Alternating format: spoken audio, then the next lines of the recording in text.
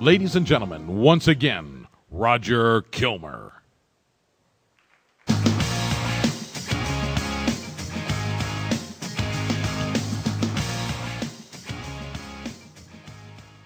Good afternoon. I hope you had a good lunch. If you haven't made your trip to the dessert line, certainly feel free to do so.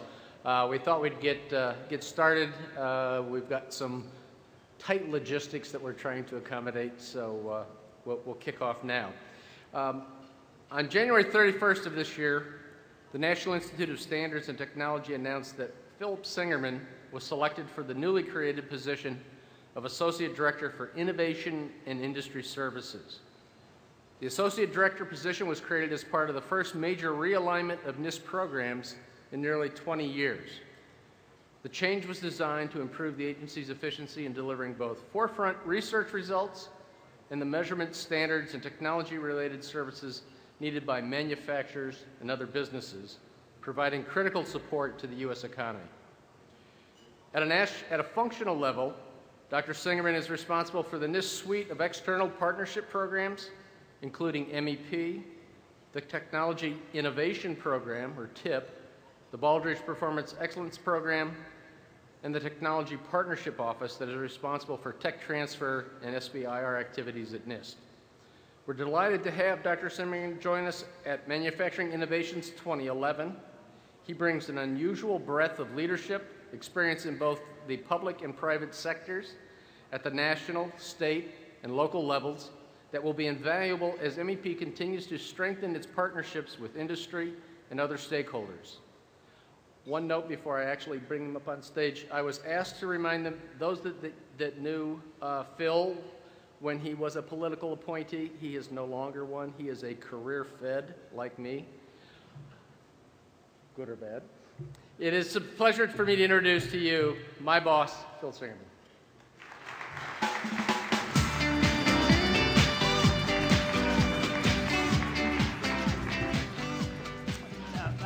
I'm not really Roger's boss. We're kind of colleagues. We work together. And the importance of my being a career employee now is that I have a pension, and by my calculation, I only have to work for 25 more years to vest. So I'm really looking forward to attending every one of these conferences for the next 25 years. Thank you, Roger. I'm really delighted to have the honor of introducing our luncheon speaker to the MEP 2011 National Conference on Manufacturing Innovations. But first, I want to thank the sponsors of this conference and also recognize the wonderful MEP staff who have organized it. Can we have the MEP staff stand up, please? Roger, Amy, please stand up. MEP staff, everybody.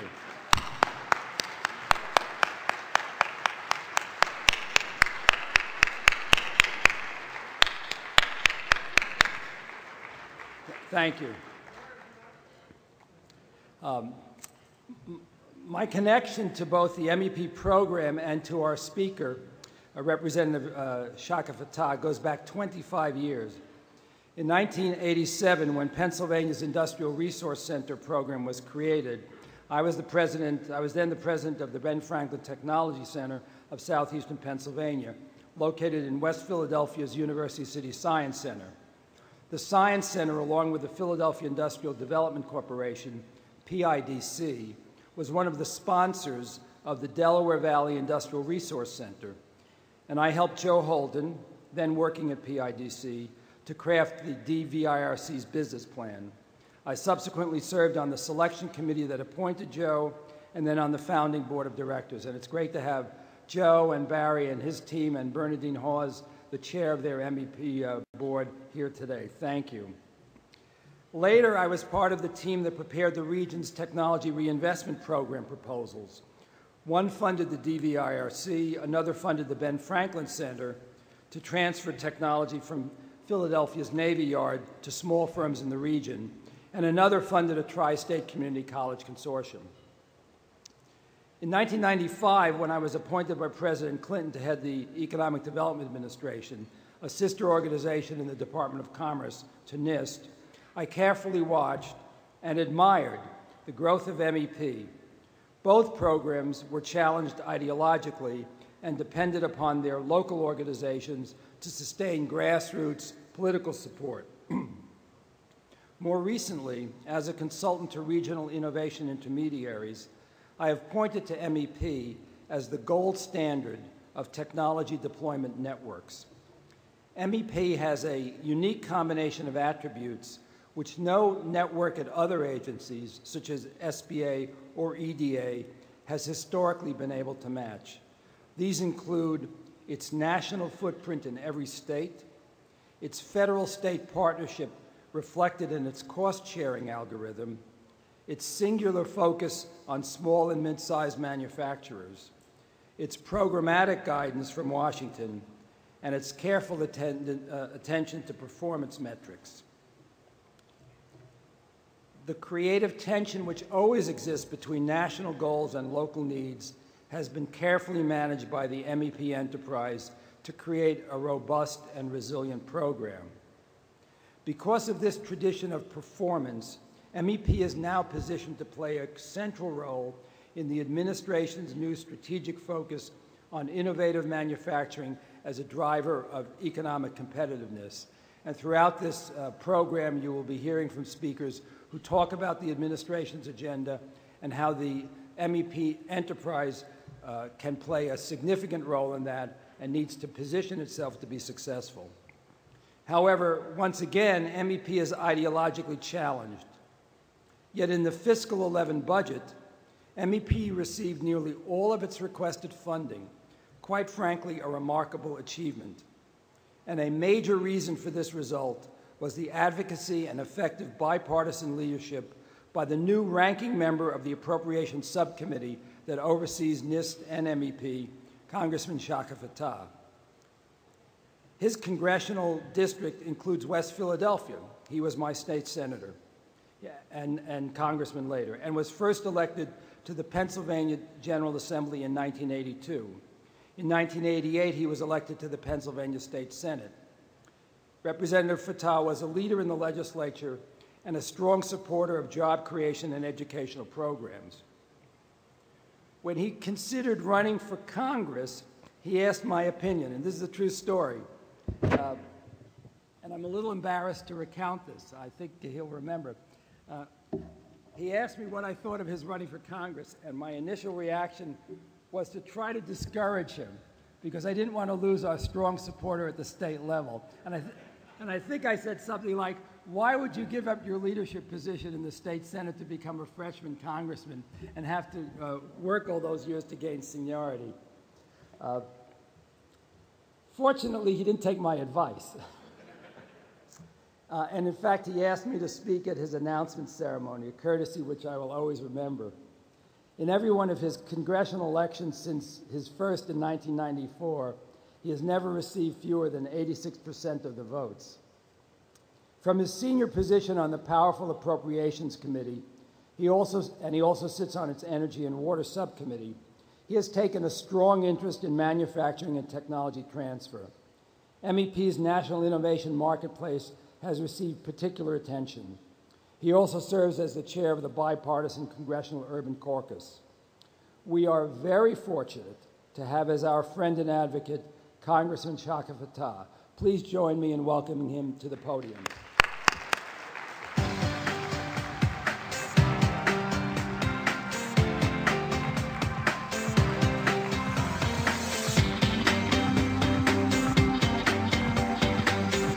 Thank you. Thank you, thank you. This has been just an exciting opportunity. And I know you think I'm speaking of myself. I was thinking about my 7-year-old daughter and my 12-year-old. They got to be over at Universal Studios for Harry Potter. And this morning at 5:45 a.m., they arrived at the Cape Canaveral at the NASA Launch Center to see the very last flight for Endeavour, the shuttle, take off perfectly with a great launch this morning at 8:56. Now, I had to leave and head this way But I talked to them. They seemed quite excited, Phil, about their morning and about their time here over the last 2 days. So let me say a couple of things. One, to Roger and to Phil, who provide extraordinary leadership for this nationwide effort, and for Barry and Joe and Bernadette, who have arranged for me to become even more intimately acquainted with the work that's being done by the Manufacturing Extension Partnership across our land. I want to tell you how extremely proud I am of the work that you're doing, and I am committed to finding ways where we can build together the Congress and the Manufacturing Extension Partnership in this even more robust opportunities for there to be an intersection between public policy and improving our ability to both hold and grow our position relative to manufacturing in the world. Now, let me say a couple of things. One is that last week I was at the Inventors Hall of Fame induction, and it was an extraordinary event. And innovation is at the very core of our ability to lead the world, as we've done for all of our lifetime and the lifetime of others in our families. Our lead in this world is still in place, but in every instance where that lead was absolute, it is now just relative. It's relative to other countries, both large and small, that are investing substantially in innovation and technology in ways that should give us concern relative to our positioning, relative to our quality of life, our national security. We have to do so much more than we're doing. We can't afford to tread water. We're not shadow boxing. There are other players on the field, and there's work for us to do. And it is fascinating when in Congress we talk about manufacturing. A lot of my colleagues are not aware that the United States of America leads the world in manufacturing, that we're number one. Somehow they think that this is a fight that we've already conceded. And I literally had a debate about this because somebody wanted to quibble with the issue, but the truth is that with some almost 11 million employees, Americans working in manufacturing still outproduce 100 million Chinese. But we have work to do. We have work to do, and we've had, let me tell you the good news, we've had 21 months of consistent improvement. In fact, our recovery has been led by the manufacturing sector. And in no small way because of the work of people in this room and others who have been dedicated.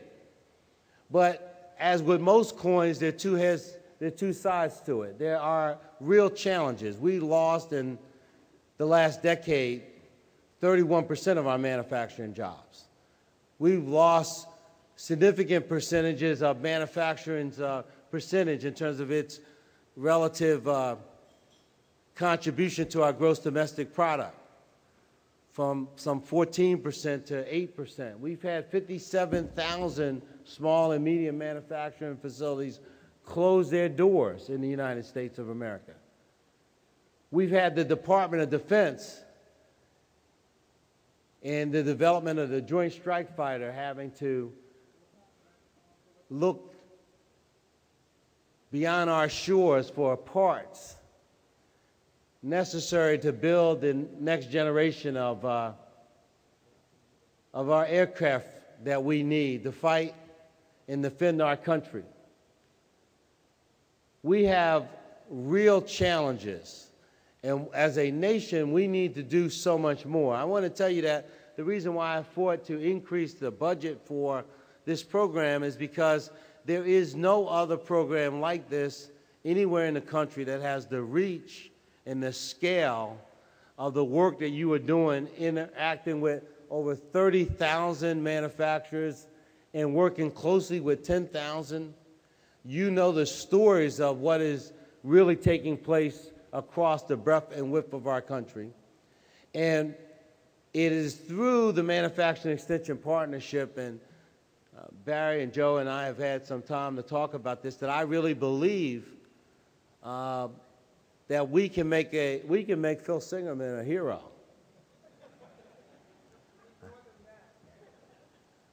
And, you know, he may actually get that pension. I'm convinced that the strength of our country, and I've spent a lot of time, a lot of my work in politics focused on higher education issues and so on, but I know, because I've been working with manufacturers in Philadelphia for a period of time, that the real opportunity for us to sustain and build our economy rests in the fact that we have to make things here in America. We have to make things that people want to buy and that they need. And we also have to continue to fortify our positioning relative to national security. And in both respects, we can't separate national security from our development of our and sustaining of our domestic manufacturing capability. And we can't, at this point, settle for the notion that the only things that we're interested in manufacturing are items that we need for national security. When we look at what the consumer market is purchasing, the United States of America needs to be in the business of making televisions and bicycles and refrigerators and all of the things that we need in our society. So I'm going to continue to work with you in regards to appropriations, but I think there's more that we can do. This afternoon, I'm introducing legislation in Washington focused on looking at technology transfers from the federal laboratories and from our federal agencies into commercial utilization, but tying to that transfer a responsibility that, first and foremost, that when licensing agreements are provided by the federal government for the development of new and improved widgets of all kinds, that those license agreements be contingent on those items being manufactured here in America. Number one.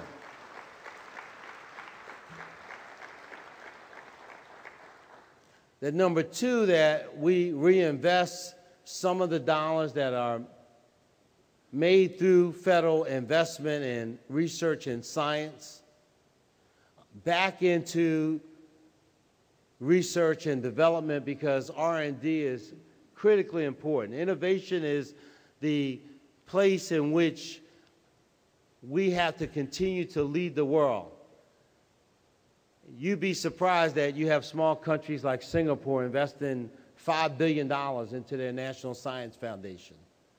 Now, this is a country that doesn't have as many people as we have in the Philadelphia region.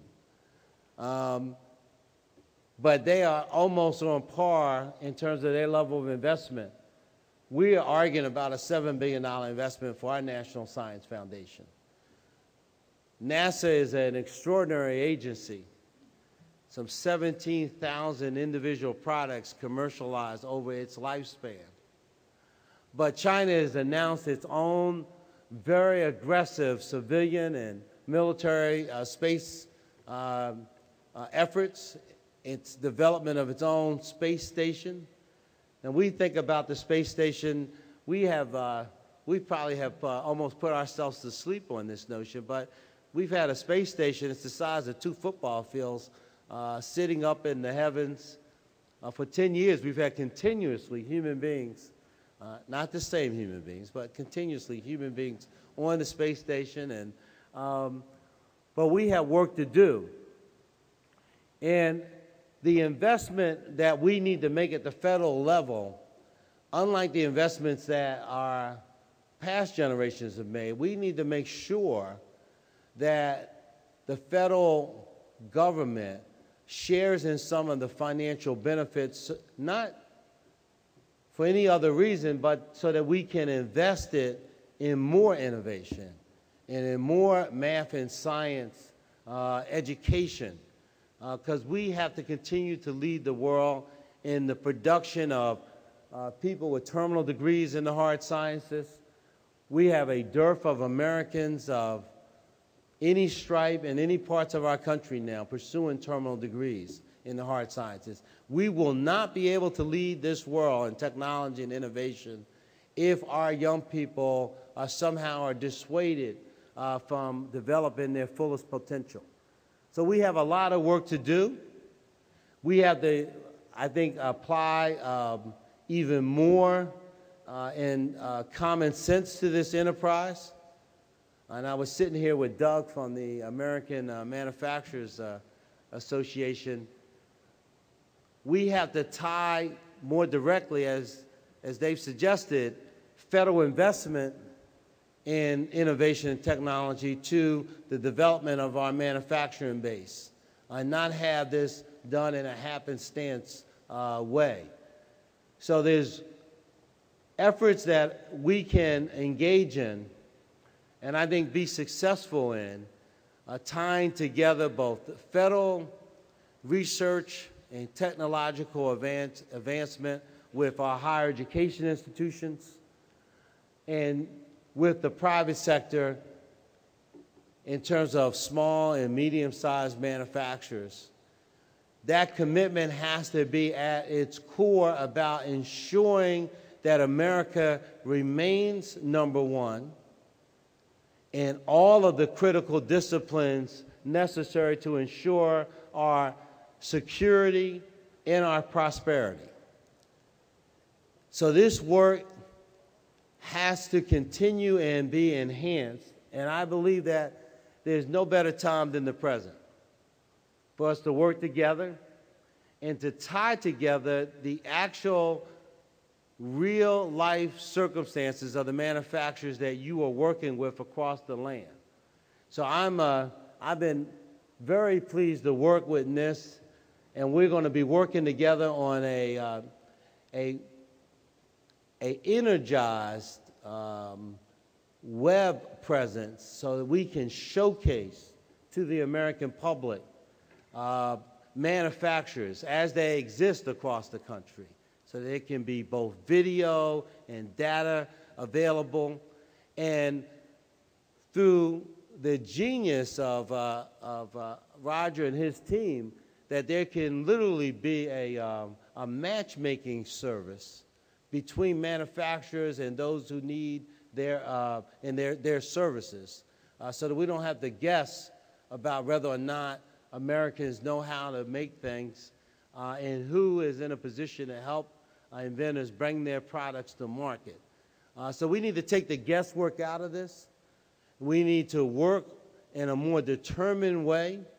I am adding now language to each and every one of our appropriation bills that will require federal departments to identify through their own work and through their contractor base and their subcontractor base items that are needed but that are not manufactured here in America, so that we can make a readily available list of what taxpayers have to purchase that we can't now purchase, that no one's manufacturing here in our country, so that those who want to engage in that enterprise and give competition to those who might be off our shores but are engaged in those activities can do so. So we're going to generate the information. We're going to create a platform and a web portal that I think will be able to reach people where they are, because I hear tell from my 12-year-old that social networking is where it's at.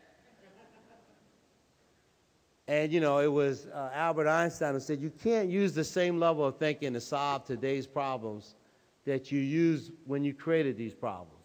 We have to think anew about how it is that we take our considerable capacity as a nation and rather sit while others close the gap and attempt to catch us, what we need to do is have a much more determined effort to stay ahead, because we have a responsibility to future generations so that we can hand off to them a country as it was handed off to us. First in the world in every single respect when it comes to technological innovation, manufacturing capability, national security. We should not sit idly by. And I know that the people that you're working with are not. They're actually making things today. And they are showing that we still have the manufacturing capabilities. So I want to close with this. I visit a lot of manufacturers, and on one of my very last visits to one last month, I went by to see an outfit in Philadelphia. It's been there since Stagecoach days. It's been in essentially the same place. And they make today a variety of products, but their principal one is they make tarp for the Phillies and the Washington Nationals and lots of sports teams, college teams. They make a few other things. But tarp is kind of like the kind of sizzle of the deal and the heart of the enterprise. They just got some new equipment that they were able to write off 100% through legislation that the president signed into law last year as part of the recovery. It's one of the 16 bills that were signed to help small businesses. This allowed you to write off 100% on the new equipment. They bought this equipment from Ohio, and now it allows them to make tarp almost 10 times as large as what they were able to make before, and to sustain their capacity as a company. And now Paul, who runs this, Nissenbaum, is a great guy. He's got his son, Zake, who is going to eventually run this company and is half running it today. They've been there for many, many years. And it's wonderful that we can see that play itself out all across our country, that we have these kind of companies in which people are doing something, they're making something productive, they're employing people, and they're making a contribution to our way of life. I am convinced that the United States government can do a lot more than we've done to date to help manufacturers, and we're going to do it. We're going to do it now. And with your help working together, I think we'll have a lot more that we can talk about as we go forward, because I think that we can make manufacturing even sexy in this day and age of all of this service and information-based economy that we were told we were just we were getting out of the manufacturing business, and these jobs were going somewhere else. Well, I saw these auto numbers last week. GM reinvesting $2 billion, and Ford making a profit, and Chrysler making a profit.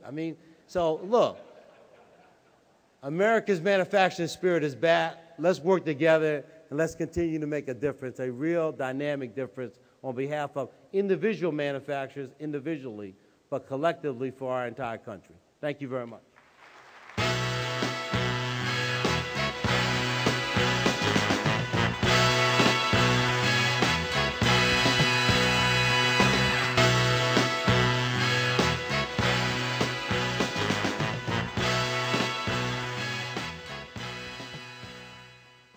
The congressman has got to leave to be able to catch a flight, so he's not going to have a chance to chat with anybody. But I do want to thank you again for taking the time away from your district and your constituents to be with us here in Florida, and certainly thank you for your remarks. Most of all, though, on behalf of MEP, and we do want to thank you for your continued guidance, advocacy, and leadership, and your support for manufacturing and for MEP. You're a great leader for us. We've got about a little less than 15 minutes before the afternoon sessions start. You got a chance to maybe go one more time through the dessert line. And then we're off to those sessions. So we'll see you again in here tomorrow morning. Thank you.